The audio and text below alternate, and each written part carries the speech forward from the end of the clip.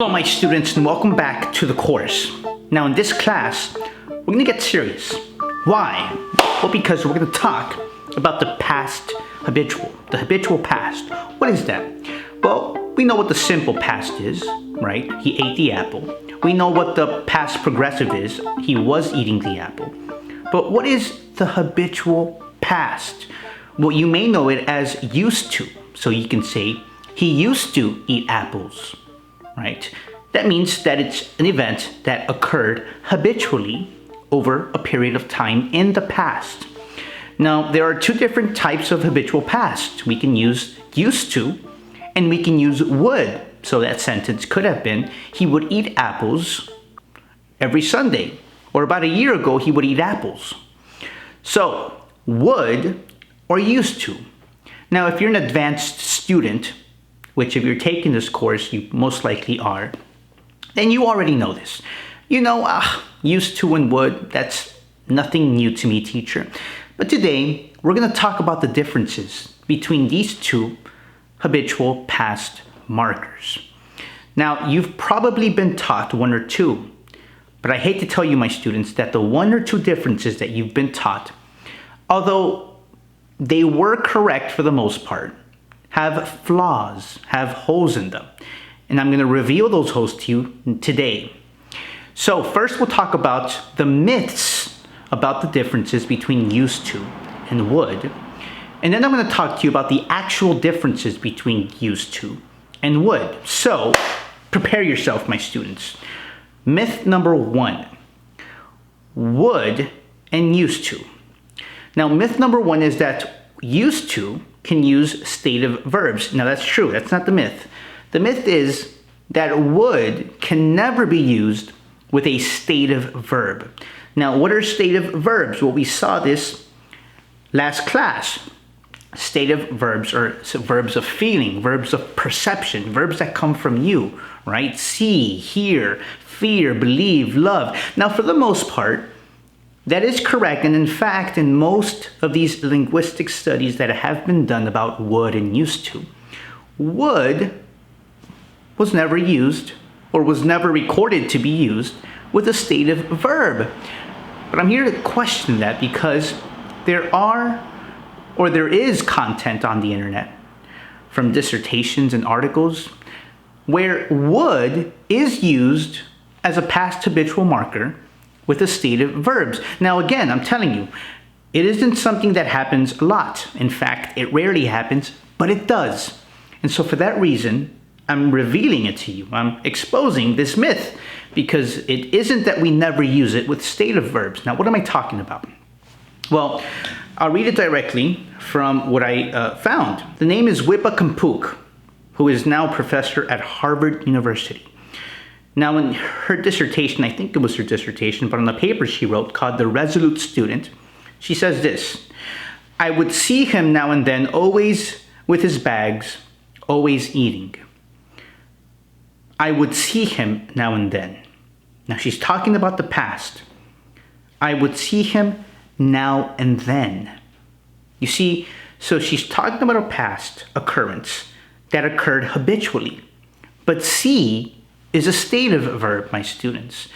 So it isn't that it can never be used, it's that it's almost never used with a stative verb. But I can tell you, as a native English speaker, or at least one who grew up speaking English at a very young age, that it sounds completely normal for me to use would with see or with hear. So for example, I can use a real life event. I can say this: I used to have neighbors who argued all the time. True story. I used to have neighbors who argued all the time. I would hear them curse at each other. And I would hear them say terrible things to each other. Once I would see him, or many times I would actually see him hit her. That part is false, by the way. I never saw him hit her. But there, I'm using would with see and with hear. Stative verbs. And a native would tell you that this sounds perfectly normal. Myth number two, and this one comes from linguist Robert Bitnick. Used to implies that you no longer do the action. Now this is something that a lot of English teachers teach. In fact, a very good friend of mine, who's a teacher, taught this. Used to implies internally, syntactically, grammatically, that the action does not occur anymore. Now, although most of the time, or a lot of the times, this may be true, right? I used to eat pizza, but now I don't. It isn't entirely true. And linguist Robert Bitnick, who's a linguistic professor at the University of Toronto, pointed this out. He pointed out that we can say something like, Susan used to swim every day, and she still does. Now, though that kind of defeats the purpose of using the past habitual marker, because you could easily say Susan swims every day. Why talk about the habitual past and then say she still does it? It's kind of redundant, but you can see it in other examples. So for example, I can say, I used to have long hair, but then I cut it. Now I have long hair again, right? So I used to have long hair, then I cut it, but now I have long hair again. So this is a perfect example that used to doesn't always imply that the action doesn't occur, or that the state that the person was in is no longer the case now. So as we can see so far, my students, what are the two myths that we've learned so far that are myths?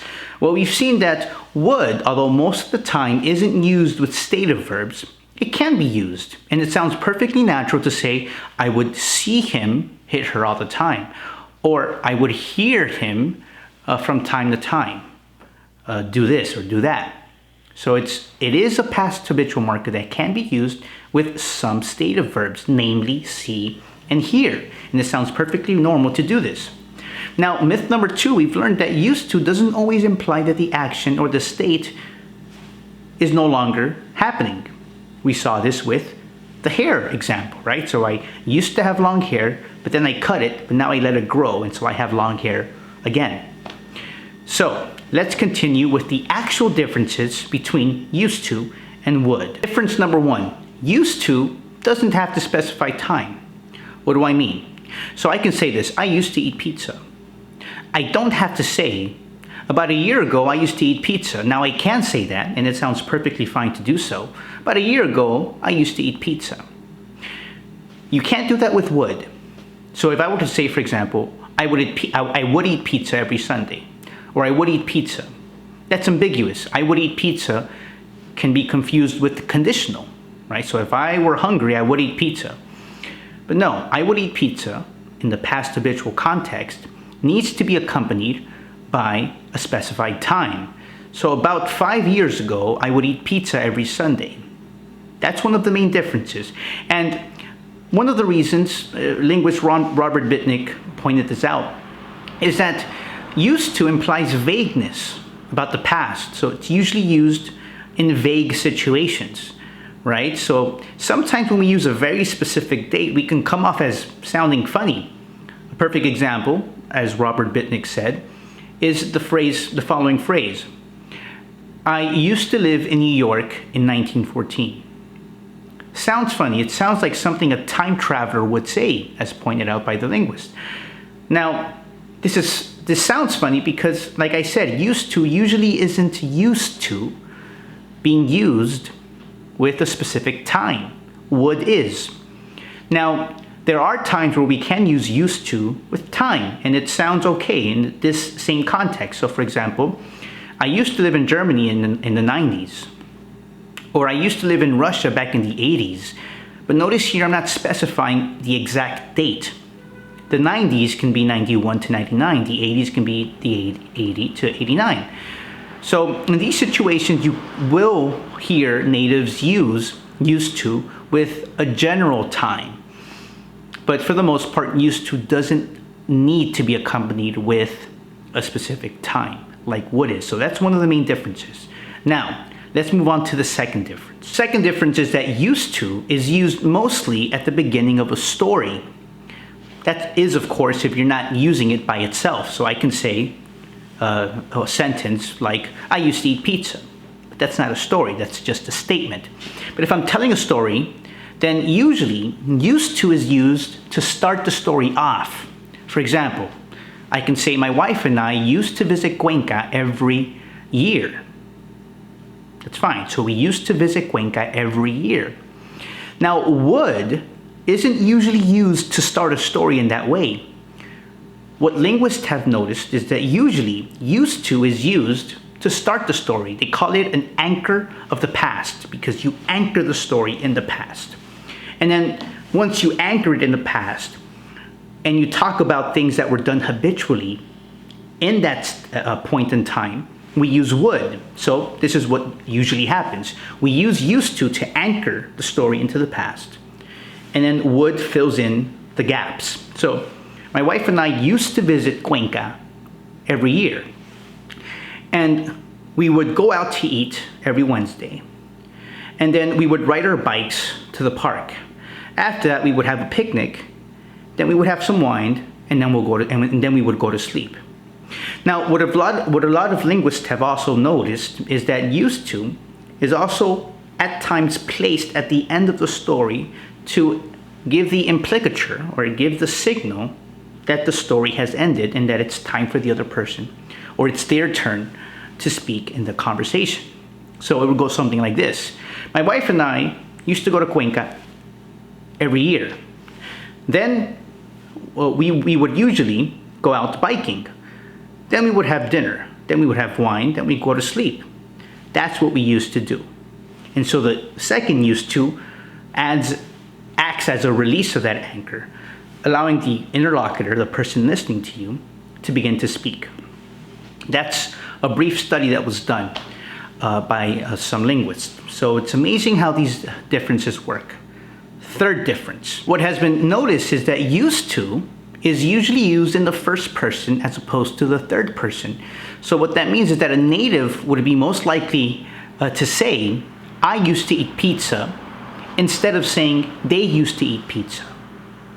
Now, what they also found out was that used to is also used, and this can serve as a fourth difference, with animate objects, so things that are alive. So one would most likely say, I used to stand on the street all the time, instead of saying the mask used to lie on the ground all the time. Now, a fifth difference is that used to has been recognized to be used usually with one event that occurred habitually in the past, as opposed to several small events that happened habitually in a bounded state. What does this mean? Well, let's look at that same example, right? My wife and I used to visit Cuenca every year.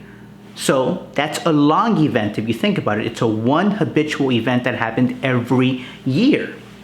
Now, we filled in the spaces with would. So small habitual events. We would go out to eat. We would drink wine. Then we would have dinner. Then we would go to sleep. Now, this is explicitly stated, or it's emphasized in a sentence like this. The statue stood in the center of Greece. The statue stood in the center of Greece. That's a nice sentence. But you can also say, the statue used to stand in the center of Greece. Now, that's a sentence that can be said, but one would most likely use, the statue stood in the center of Greece, but it's an okay sentence. The statue used to stand in the center of Greece. Now, try to use that with would. The statue would stand there in the center of Greece, or the statue would stand in the center of Greece. That sounds funny. Why? Well, because a statue standing in the center of Greece is unlikely to be changed several times because we're talking about a huge statue, right? So this is one of the extreme cases. We're most likely to say the statue stood in the center of Greece, or we may say the statue used to stand in the center of Greece. But to say the statue would stand in the center of Greece gives the implication that it would happen in small habitual events, which would mean that the statue had to be removed, then replaced. Removed, then placed back in the center. Removed, then placed back in the center, which is unlikely to happen. So, what have we seen, my students? We've seen two myths about the differences between used to and would. Myth number one, we saw that would can at times, although very rarely, be used with stative verbs. Myth number two, we've seen that used to doesn't always imply that the action or the state stopped occurring or stopped happening. Now, what are the four differences? We saw the four differences. Difference number one, used to doesn't need to specify time. So I can say I used to eat pizza, or I can say about a year ago I used to eat pizza, but it isn't necessary. As opposed to would, which it is necessary. So it would sound weird to say I would eat pizza. That's ambiguous. We would most likely say, and it would sound perfectly fine to say, about a year ago I would eat pizza. So we have to state the time with would if we're using it as a past habitual marker. Difference number 2 was that used to is usually used at the beginning of a story if it is being used to tell a story to anchor it. Then would be used to fill in the gaps, what was done habitually during that circumstance or during that time. Difference number 3, used to is used more with animate objects. So we're most likely to say, I used to eat pizza every weekend, as opposed to saying, they used to eat pizza every weekend. Difference number 4, used to is most likely to be used with animate objects as opposed to inanimate objects. So one would most likely be saying the following, I used to stand on the street every day, instead of saying, the mask used to lie on the ground all the time. Difference number 4, used to is used to talk about usually one event that occurred habitually in a specific amount of time, as opposed to several small events that happened bounded in time, which we saw with the story we told. Okay, my students, I'm glad you were able to watch this class, and I'm glad that as I was able to learn something new, you were able to learn something new about the differences between used to and would. That's all for today. See you next time.